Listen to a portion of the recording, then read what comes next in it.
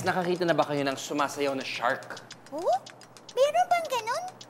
Oo nga. Ang alam ko lang, dolphins lang yung nakakagawa ng mga ganong tricks eh. Mikmik, Ate Shai, I believers, meet my dancing shark! Oh? Dadadan! Ayun! Ala! Ang cute niyan, Kuya Chris. Teka, paano mo muna nagawa yan? Sige, madali lang, madali lang. Ito lang mga kailangan natin. 2 lobo, mga tape, gunting, and coins. Kailangan natin rubber band, and then itong pump. Okay? Kaya hindi natutumba or gumagalaw yung balloon kasi meron tayong pabigat dito sa white na balloon. Yan, shoot na lang. So, pinasok ni Ate Shai yung 3 coins, bariya. Higpitan lang natin siya dyan. Okay.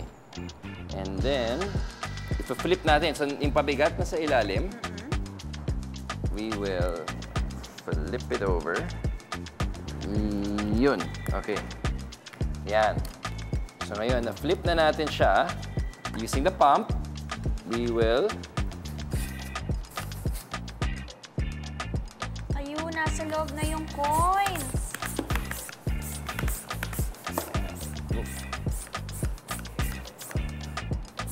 Okay, magkasing laki na, Kuya Chris. Okay. And then...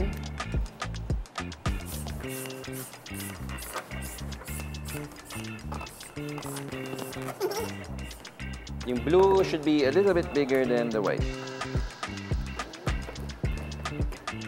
Okay. Ayan. So, nakita nyo? Oo Balance na nga, siya. no? And then, gagamitan lang natin sila ng tape.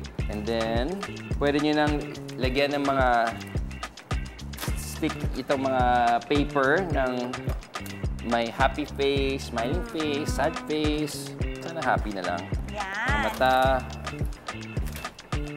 Tapos ito, Kuya Chris.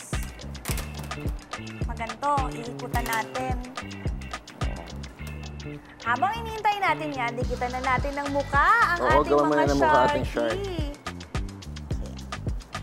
Ito na lang yung harap. Yan, lalagyan mo ng ice, Ate Shaira. Yes, Mikmik. Rapid na siya magawa. Dadadadan.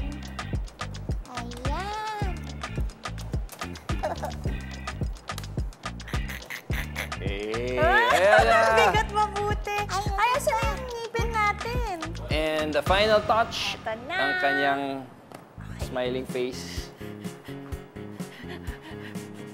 Yun na lang, yun na lang.